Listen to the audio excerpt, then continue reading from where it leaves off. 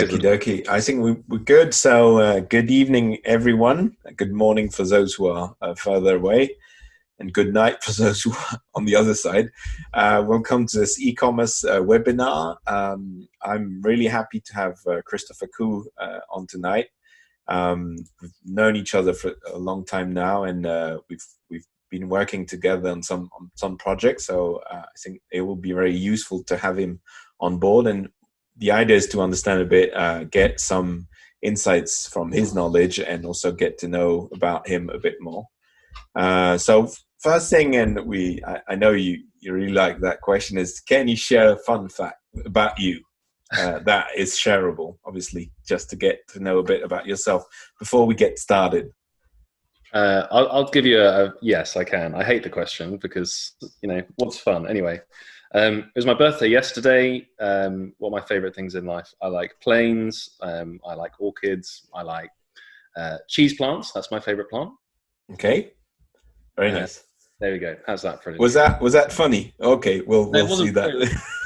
But it's a good try. Nice one, nice one. I won't push you on that. I'll So try hard. So. let's get to business now. So tell us a bit about who you are. It seems that your family names sounds a bit like your company name. So is there a link there? Can you give us something about that? Yeah, we're a family business. When I say we, I mean my dad started it. He's been doing software for now maybe 15, 20 years. I went to uni, graduated, went into sales within the pharmaceutical industry, then left that, and then started working for Dad. Obviously, I call him Dad, but everyone else calls him Stephen. But essentially, we're a software company. We work with small companies, we work with large ones, and we just have a lot of fun kind of doing either tailor-made or specific situations that normal companies wouldn't really be able to get involved with. And we have a great laugh, we have a really good time, and we do some great work and work with some great clients. Yeah, I can test that. So I've had a few comments about happy birthday. So happy birthday, Chris. Let's get into. We're talking about automation. There are different types of automation. What is your automation about? Yeah, so it's to frame today. If you were to look at your Amazon account and say like, "Hey, I want to automate things," you could be talking about maybe your content creation. You could be talking about your listings. You could be talking about reporting. You could be talking about anything to do with that. Today, if you don't mind me saying, Jerome, we're really going to focus on like the operational side of the business. So there's a lot of agencies and companies out there, people like Jerome and other people that do really great jobs helping you with all the content stuff. I kind of think of that as the front. Then there's all the stuff that happens in paperwork and administration and logistics and operations. And this for me is what I'm talking about when I'm talking about automation. Often this can be a really big challenge for businesses, either because they've got multiple warehouses or they've just kind of grown quite organically.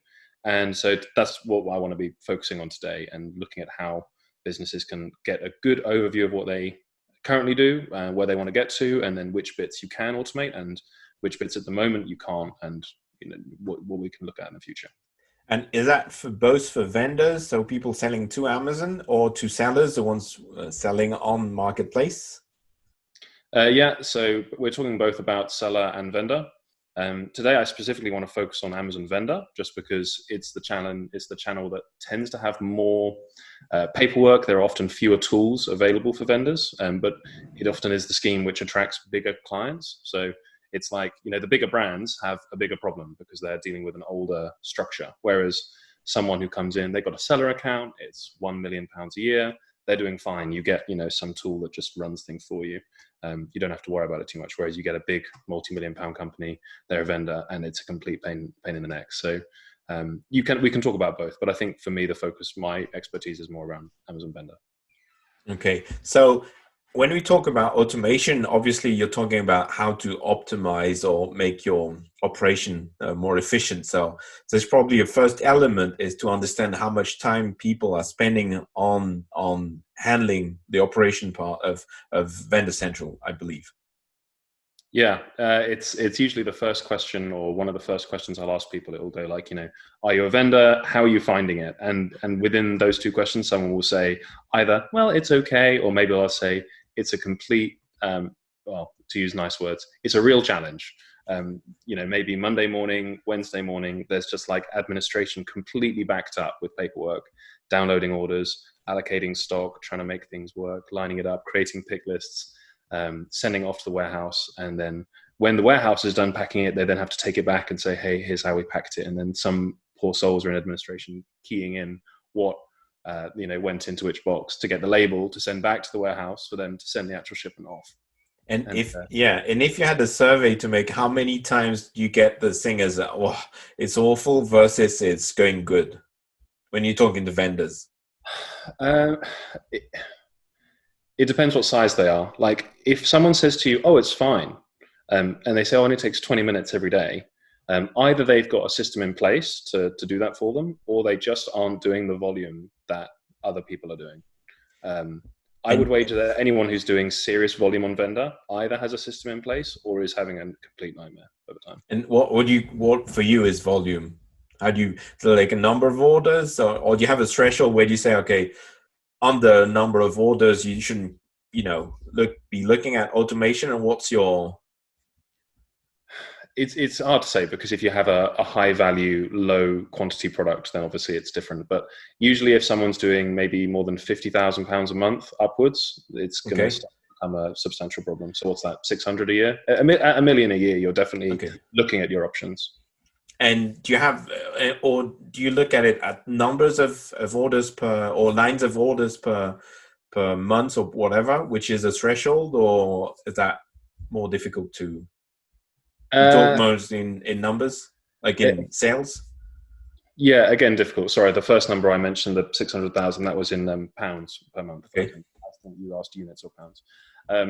But if you're asking in terms of number of units, difficult. Usually also once your catalog size gets quite big, it becomes a challenge too. Like if you're a vendor and you've got like 15 products in your catalog, then firstly, like great job, because you've probably really hit a winner. But secondly, it's not going to be that difficult. But if you've got, even 400, 1,000, some people we deal with, they have 100,000 SKUs in their category range. And just trying to keep tabs on all of that is just, it's very difficult to do it without systems. Well, obviously that was before they were working with us. So I would say order volume multiplied by number of SKUs you've got, you start to get a feel of whether or not someone's going to be, looking at this thing, or whether it's not going to be so relevant to them. And do you have so I assume people don't have a good idea of how much time they're spending on it. And do you have sort of benchmarks or things you can share about actually how much time they're spending on it? Yeah, great question. So in answer to your first question, often people are either slightly out of touch or just slightly unaware of how much time things are taking. And it's not because anything is, anyone being deliberately negligent of something, but often Amazon, particularly vendor, grows quite organically. And it just comes about that one day someone turns around and says, hey, Amazon takes a lot of time, doesn't it? And they're like, oh yeah, but that's just the way it is. And it takes 3 hours on a Monday morning and 3 hours on a Wednesday and then 2 hours in the afternoon and various bits of time. And you add it all up and, maybe it's 15, 20 hours a week. And, that's got an overhead cost, obviously. From me personally, I tend to, we mentioned maybe a volume of 50,000, 100,000, whatever. For me, the threshold is more on time. That's a better metric to boil it down to.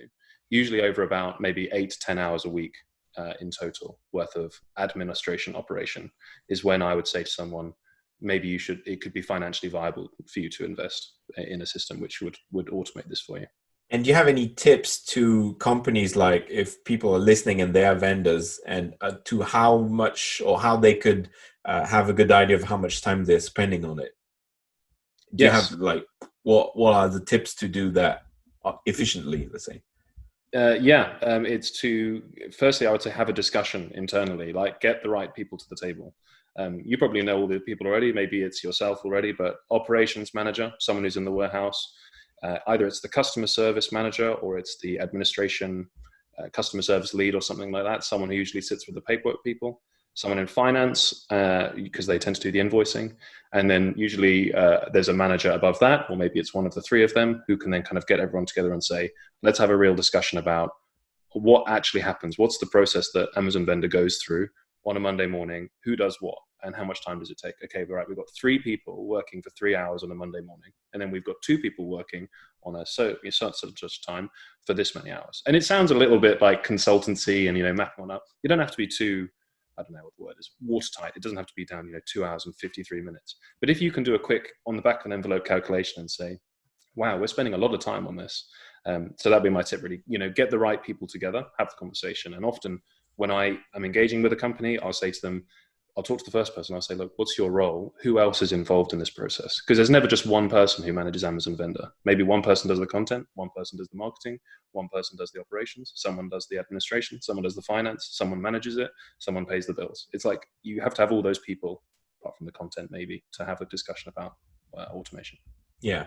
So basically you have the discussion. If a vendor is doing, let's say, more than $1 million a year and or spending 18 to 20 hours per week on Amazon Vendor Central, they need to ask themselves, okay, should I look into automate some of the tasks? So once you've figured out, okay, you probably need an automation tool, what are the steps you can automate and how do you go from there? Yeah, so it's usually about 8 to 10 hours, sorry, not 18 to 20. There are some steps that, sorry to correct you. There are some steps that you can automate. There are others that you can't. So the biggest question I get asked, can I do this, which I have to say no to, is uploading and doing product upload to Vendor Central. So there are lots of things you can do with Vendor. Well, actually, there's not that many things you can do, but there are a few core functions that you can do. But one of the big ones you can't do is content creation and bulk upload of product images. Someone says, hey, we became a vendor. We've got 6,000 items. Can we use a tool to just upload them all? The answer is sadly no. Unless you sell books, because Amazon was built on a book framework, and then you can use their really, really old book uploading formatting. But sadly, you can't do that. But what you can do is anything to do with downloading orders and moving them into your system, or allocating stock and confirming back an order, or making an invoice and sending that to Vendor Central, or making the shipping detail and sending that back to Amazon. All of those steps you can reduce down to just minutes. And if you're not doing that and they are a particular pain point, then it'd be good to have a conversation about that to look at what you can do. The other step I had in the middle, go on. Is once you've mapped it out and you've had the conversation, try and put a number on the cost. If you want to make something move internally and you need to convince someone, like maybe you are the operations manager and it's a big problem. Like you're convinced, okay, this is a nightmare. I hate this. Every Monday, I go to bed on Sunday thinking, oh, Amazon tomorrow morning, But your manager, he's like, manager, maybe they say, oh, it doesn't matter. It kind of works, right? But you say to them, oh, it takes, 8 hours a week. And they're like, that doesn't mean much. And you say to look, if I times that by how much we pay someone and what our overheads are, that's costing us, I don't know, £1,500 a month or something like that. If you can put them and say, look, change my mind, I will save you £1,000 a month by doing this, then maybe they'll sit up and listen. So that would be my intermediate tip after mapping it. And then yeah. So basically you're saying, okay, they're spending 8 to 10 hours per week and they can automate. So I think it's 4 things. Basically it's confirm orders, confirm quantities, sending information for labels, right? Or shipping information, and then the invoicing part. Is that correct? Yeah, your first 2 were the same point. There's the other one is downloading the orders. So download the order, upload the order, shipping, and invoice. There are actually 2 more as well to do with routing information and like some kind of price cost inventory update. They're more rare. They tend to be more based in the US. So if you've got people from the States here, then they will be using these functions because they have a different carrier or courier arrangement where they tend to book a carrier. But they're the 4 main ones. Actually, Amazon released their vendor API recently, which has been a really great introduction, and they're going to add a whole more bank of features to that in the future. So there'll be more detailed reports so you can get things to do with top sellers and when you're on the page and the customer bought it, what else was ranked against you and how your content performed and stuff like that. So I'm excited to see what options Amazon adds to their API in terms of automating function compared to the existing EDI, which, to be honest with you, is quite limited, and it could definitely be improved. But there's a lot you can do with this as it is for now. That if you don't have that, even that could be a great start. And on a side note, I know that there is a community of sort of softwares or companies which are linked to or part of a group, like I don't know if it's an API group or a group of companies working with them. Are you part of are you talking with Amazon regularly for these kind of things, or not really, and more listening? Sorry, I don't know. So I know there are groups of Amazon is talking to some of the, specifically on the seller side, because there's more tools than on the vendor side. Do you have sort of connections with people inside Amazon, or is it still on the vendor side still very closed? It's quite hush hush what's happening within Amazon. Okay. But in terms of the technical teams at Amazon, they're very responsive. Like if you try to talk about stuff on the design and front end and the cost arrangement, you'll be lucky to get blood out of a stone. If you've got a technical problem like we do, I can email the tech people, and within half an hour they get back and say, do this document. Yeah, you do have contact inside Amazon, and which are very responsive on the technical part. And when we're managing an account for someone and we do the EDI setup, a lot of it is going to be liaising with Amazon, certifying the connections, and just managing the day-to-day. And we take over all of that and just manage all the communications, because they change their protocols every now and then. You just got to figure it all out. Okay, I have a question here. It's, what is exactly inside the cost and inventory upload? Nothing too exciting. You either I forget the exact name of the page. There's a page where you can go in and you can set the status of an item to either being always available, temporarily unavailable, or I forget the phrase. It's either excluded or end of line. There's a little drop down on the side. And they recently changed it, I think, actually, so you can select all on the left or select 100 and bulk upload the status. So the file contains that information, along with, in theory, the price of the information. Now, the price of the product. Now, people get really excited when you say this, because you say, oh, wow, you can just push a new price file to Amazon. And, because everyone talks about pricing updates, right? And I'm yet to see how successful this is. I want to try it, and I want to see how much they actually bite. But I suspect if you pushed a whole load of price changes, they would just get thrown out.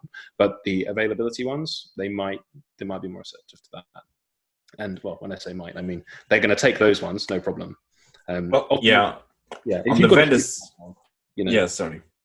Yeah, on the vendor side, when we're doing it manually, you can change availabilities. You cannot change price. Well, if you lower prices, you can anytime. Yeah, they'll take that. But increasing, most of the time, it will be rejected, or it will take time before you can do anything. So, okay, thank you for that. And so we were talking about the 8 to 10 hours. When people are automating this 4 to 6 tasks, how much time are they saving on their operations? Typically the most part of that.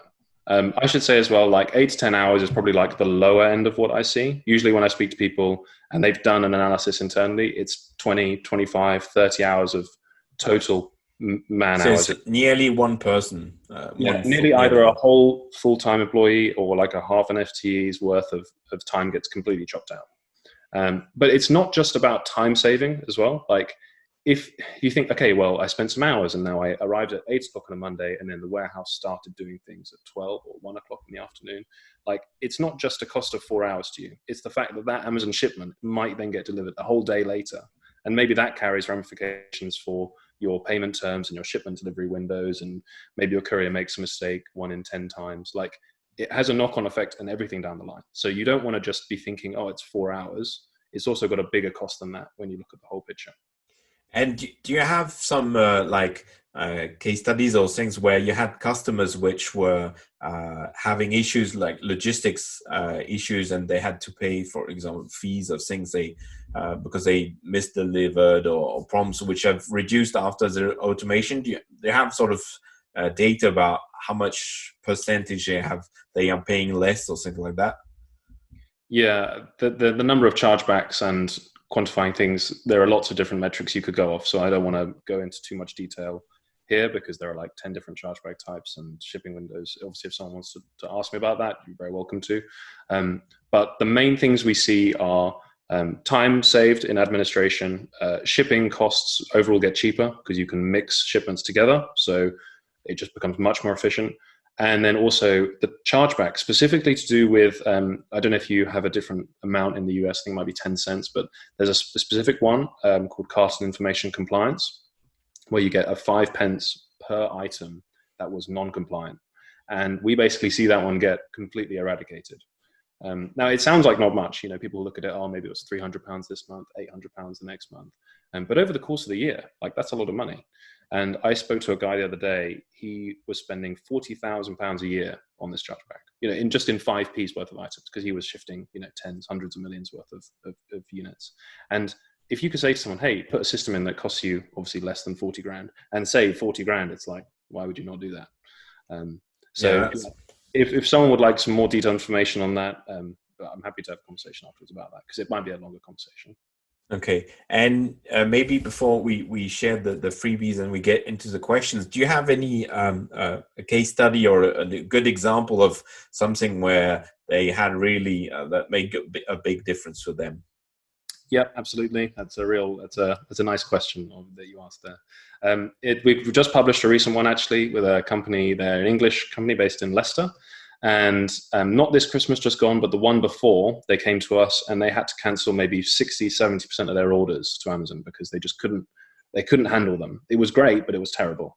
And this time round, they say like 8 o'clock they come in. By 9 o'clock, they've got 1,000 cartons on a pallet ready to go with DPD to Amazon. Like, that's it. It's as simple as that.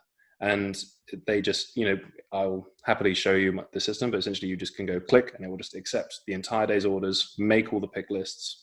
You get a screen where you can mix shipments together. It's really cool. And it saves so much time in the operations that people they think, why? So the people on the ground turn around and say, like, why were we never doing this before? So you can read it. It's on our website. I'll put a link, or Jerome will have a link, I'm sure. And how much time difference it was before and after? Like, how much time they were spending and they are now? Do you have that kind of metric? Like crazy, like 30 hours a week down to about like 3.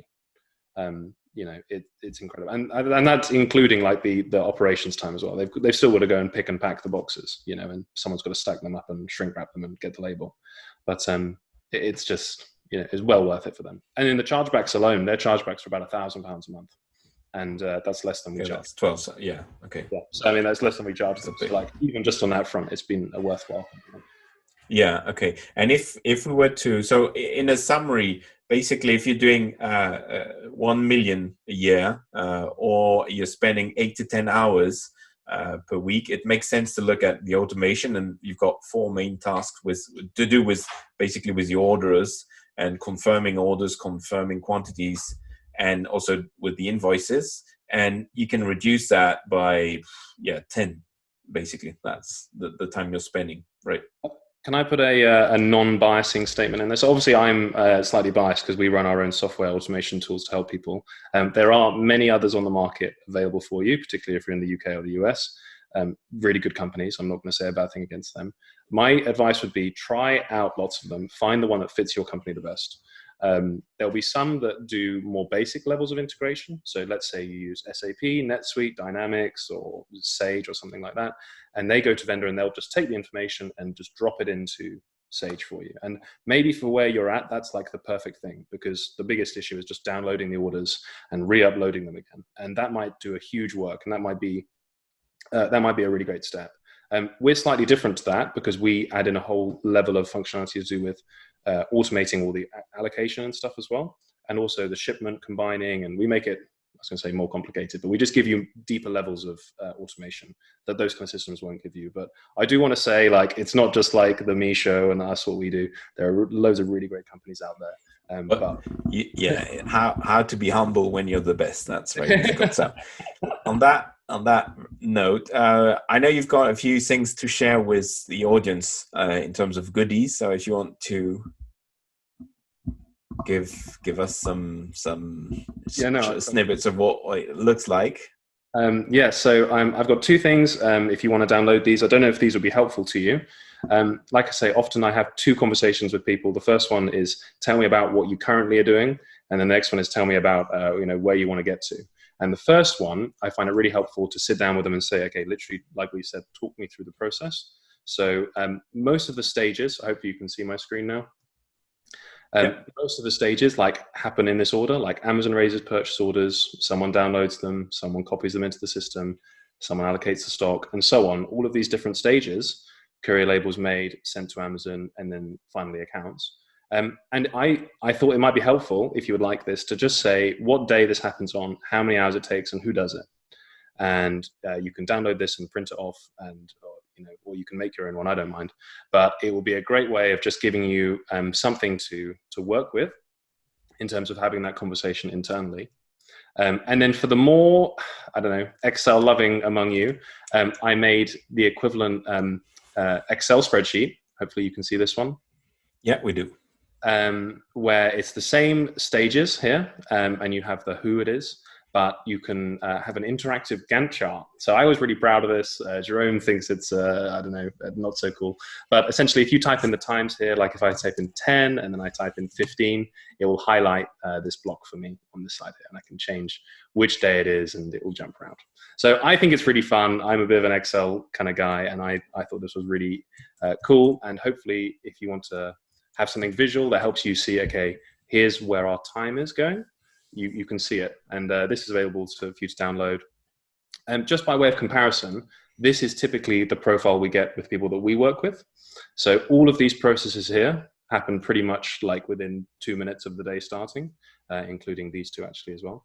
And the only bit that takes the time is still the pick and pack procedure.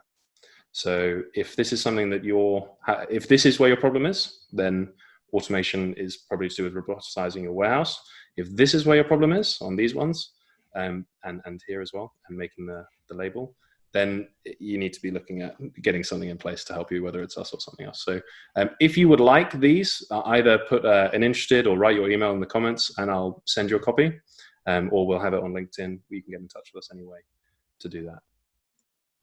Great. So here we are. We had our fun fact in the end about you being a Gantt chart lover and an Excel geek. Yeah. So great. Thank you very much, Chris. I can share my experience with Chris and KuCommerce is that I've been looking for a long time for a system helping vendors, our customers, to automate part of what they were doing. And there are loads of tools for sellers, but for vendors, much less. And KuCommerce is one of the few which are really working well, and specifically for vendors. So it's a great operation, and they design it specifically for vendors. So that's really interesting. And like Chris said, if you're interested, please do leave your email on the comment tab, and we'll get back to you. I'll open the survey about the webinar so that you have the time whilst we do the Q&A to fill it in about how interesting it is. And now we can open for Q&A. So please do write your questions for Chris to answer. So we already have one, which is what kind of labeling do you use? SSCC. Yeah, great question, Theodore. Yes, it is.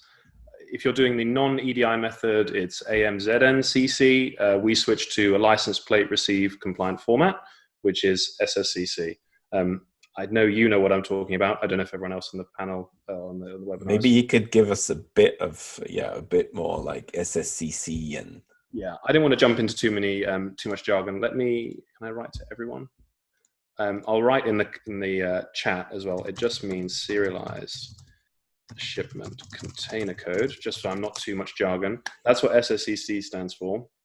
Essentially, the idea is if you're doing a manual method, you have to carton things, you take an item, you put it into the carton, and then Amazon, when they get it there, and they take it out and they scan it, and they do that all the time. And, say you put 100 items in the box, what are the odds of them scanning 98 of them? It's like quite high, or not equal to 100, quite high. SSCC is the format that most automation systems will use, and it allows them just to go bloop, one scan on the outside, and they know everything that's in the box, and then they just file it away. So it tends to reduce your shortage claims, so it's really great. It reduces their inbound time, which is always good, and you just get more continuity between what you think you send and what they think they received. You never want there to be a disparity between the two. So yes, it operates SSCC. Okay, and I was one question was in terms of benefits. So the first one, which was simple, was saving money, like on the saving time, and the second was to reduce chargebacks. Is there any other benefits or hidden benefits of using an automation tool, or are these the two main ones? They're the two main ones. And I always like to stress to people as well, like not every chargeback you have is going to get addressed by putting something like this in. So if you've got chargebacks with preparation, bubble wrapping and stuff like that, an EDI and a vendor is not going to help you with that. Just because they're like two different things. The big one, like I say, that we help with is the carton information compliance. So if you have an issue with that one, send me a message. I'd love to hear from you. And the other benefit where we tend to find is often if you're getting, maybe you get 50 purchase orders on a Monday, or 60 or 100, you tend to get 5 or 6 maybe to each location. And usually people have to go, okay, here's one PO, and then I have one ASN. One order, one shipment, and it goes in and out. Maybe it's several cartons, but it's going to be one shipment. And what we allow people to do is to mix the orders together, so that if they've ordered item A in order 1 and item A in order 2, you can then put them in the same box. So that means that if you've got a giant order and then you've got a small order, you can kind of just mix them together, which makes the smaller orders much, much more cost effective. Normally you think, well, why are we spending all this effort on sending an order that's £80 when I've got one that's worth £3,000 here? Just reject that one. People just reject it. You can accept everything, and then you can just mix them together and play mix and match at the delivery stage. So you save time on the admin, because that takes about a minute. And then when you want to mix shipments together, it really transforms the way that the shipment outbound procedure happens. Excuse me. I'm just going to mute myself. Well, yeah, that's the virus, of course. Awesome. That's great information. Do you have, like, in your area, so you're in the area of tools, so do you have any other sort of automation tools or tools of which are not specifically competitors of yours, but which works, work well, or you often see, or which can be an interesting mix for the audience who's already looking for, how can I improve my efficiency? How does that, do you have any tips on that?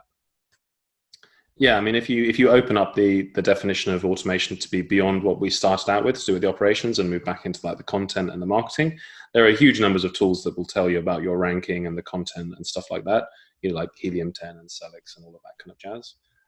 So I don't know if we need to go over those ones, but just no. But if in more in the logistics part, or like looking at the operational part, say, okay, I have my process. I've got a lot of chargebacks. It's taking time. So okay, the order processing I can automate with your tool, for example.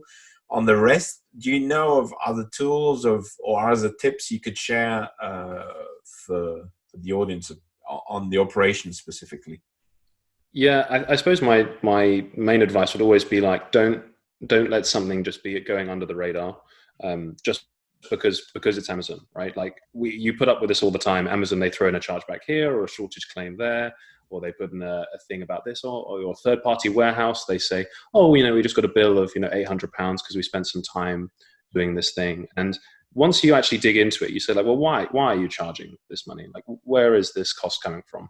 Don't just accept, I was going to say something rude. Don't just accept, don't just take it for an answer. Sometimes you want to really dig into it and figure out what's going on. Because maybe the third party warehouse is doing something that you don't need them to be doing, and you want to cut down on that. Equally on the chargebacks fronts and the shortage claims, really worth digging into. Maybe it's I tend to find it's a particular like fulfillment center. I don't know if anyone else has problems with BHX3, like in Leicester, but it's the one that always causes all our shortage claims. You can ship 150 parcels or ASNs, and like 60 of them will have been to BHX3, and like 55 of them came back with a shortage claim. Like, why? This unnecessarily high. So it would be, call up your vendor manager or go and see the fulfillment center, talk to them, figure out why they are having such an issue with it. Can you really go to the fulfillment center yourself to have a chat with them? I mean, you can't just rock up, obviously, and be like, hey, bust down the door and demand some answers. But like, it's worth having a conversation saying maybe there's something going wrong. Because if you're doing the same process for everywhere and only one place is going wrong, then clearly you're not the issue, right? Like, because everyone else is fine with it. Maybe it's the way that the pallets get delivered that they just, they cause problems. So it's that kind of granular detail I'd really encourage people to look into. And take every action you can to try and make it work. Even if you have to play some stupid game like conform to their rules at that particular location, just do it. It will save you thousands of pounds each year. And I was wondering, listening to you, like if you have this kind of situation where you have one warehouse FC which is really uh, causing a problem, Yeah. does the fact that you have an automation tool for your customer help them to open a case and sort of challenge the system, saying, "Okay, listen, we've got this tool and we've got an automation in place." Do you have example? Does that help when you're, because we know that when you open a case as a vendor, that's my tip anyway, is that you need to give evidence and you've got a strong case with them. So does that help in building an evidence of what you're saying? Yeah, absolutely. Like, I never say that because you have this in place, every claim you raise is going to get accepted and they're just going to go, oh, fine, okay. But you can provide a clear chain of, we received the order on this date, we sent your response at this date. When we sent the response, we said it will be delivered on X date. The courier received it on that time. The courier then delivered it on this day. You say it arrived on this day, and then you've charged us because you think it was late on this day. Like, if you don't have that kind of clarity into your process at the minute, you won't have much to stand on when they say, "Oh, it was this day." How do you know? You have to dig through some paper stack and find the proof of delivery from the courier. You want everything all joined up into the one place. And at the minute, like, well, at least with our system, you get a clear tracking of like, here's the order, here's the journey it went on, and then bang, it was, said it was delivered at this day. And then if Amazon raise the case, they say, oh, we think it was delivered here. You've then got something to go back to them with. But like I say, I'm not going to say that because you have all this information, they're going to accept it, because they might still raise some other problem. But it certainly helps produce the documentation that you're going to need to fight your corner. And do your customers do sort of print screens of that, of what the system is showing them to send to the vendor support team, for example? They wouldn't take the whole, you don't need to know the whole process flow. They typically take the bit at the end where they said, look, here's our, usually the ASN, here's the ASN, we sent it on this time and it contained this information, and here it is. Why are you saying that it didn't arrive? The courier then came back and said, yeah, we delivered on this date. Okay. Obviously, because something arrives on time doesn't mean that all of it arrived on time. It's like, Amazon will always wriggle, but if your compliance is always high normally, then you've got more of a reason for them to just waive it individually. But I know that you help people a lot with chargebacks on that kind of stuff as well. So yeah, well, for us, I mean, on the chargebacks, it's for sure. It's like with anything doing with vendor support or with seller support, to that matter, is that you need to come up with evidence or hard data. Like Amazon is very hard data driven. So if you just say, yeah, honestly, it happened this way, believe me, they will not. So if you have a real robust tracking system, it helps a lot. And also our experience is that if you can explain you have a robust process, they will always listen. So, like, because sometimes on the chargebacks, they say, okay, this happened. Tell us what's your plan to improve what, for next time that it doesn't happen. It's a very Amazon thing to say. It's okay. What's your plan to make sure you're not, it's like when with sellers, if you'll get your account suspended or you did something wrong, they'll say, okay, you need to explain what's your plan and your process for that not happening again. And I think having a system and explaining, okay, we have an automation in place, that will talk, I think, a lot to Amazon. I know that's very efficient. Do you have any wise words to close that discussion, Mr. Chris? For a minute, I thought you were going to call me Mr. Koo. No. No, well, I suppose firstly, thank you for listening. I also feel exceptionally hot, so I can see that my face is red in the thing. My wise words would be, it's easy to let Amazon just become a beast, and it's really great news, right? You open an account, or maybe you inherited an account that's a few years old. You're now in e-commerce, or you're the operations manager, you're just doing something, and suddenly you think, this has taken over my life, or it's like it's worth maybe 20% of our sales, but it's consuming like 80% of our time. And don't be afraid to kind of challenge it and say, well, can we look at what process we could be changing and reforming and looking at doing things a better way. Also, don't be like lulled into a sense that everything can just get sorted like instantly. In the sense that, like I say, there are lots of things that you can't do through automating different things and through EDI and stuff like that. There are a lot of things you can't do, which is a shame. But at the end of the day, like, you have to work with what you can do and try and minimize and reduce the problems of the things you can't. So I would say, have the discussion internally, get the right people to the table, think about the future. Like, maybe what you're doing works for now, but will it work in 12 months' time? Will it work in 2 years' time? Maybe you're paying £100,000 a year in an advertising agency. That's great. If they deliver on what they say they're going to deliver on, where are your sales going to be? What's that going to mean for your warehouse? Are you going to need to get a new warehouse? What does that mean for the software you have in place and your stock control? It's like they're not as glitzy questions to be asking, because everyone always thinks about ACOS and listing content and translations, and they're really important topics. But if you do all those things, and you do them successfully, you're going to have a problem in the warehouse somewhere. And if it's just bubbling away under the radar, maybe you'll end up spending way more money than you need to as a business. And that's where it's not as glamorous. But when I see the people in operations, their face is like, wow, I could not believe that this could be done so much more easily. Why did we not do this before? So it's a real privilege and a pleasure for me to kind of be, working in the background and sorting these things out. It's a real joy. I like to go and meet people and sort out the warehouse and say, I don't know what's going on. Tell me what you're finding and tell me what you'd like it to be like, and really working with them. Most other companies, they're huge, big corporate things, you'll get some throwaway stuff. We're a family business, right? So we kind of work alongside you to figure out how we can support you. So sorry, that's getting back to me. The tips would be, think about where you are, think about where you want to go, figure out how much it's costing you, look at your options, try all the options, and then, figure out, this is our plan. Here's how we want to go ahead to align with all the other growth that we have in mind here. Great. Well, thank you very much.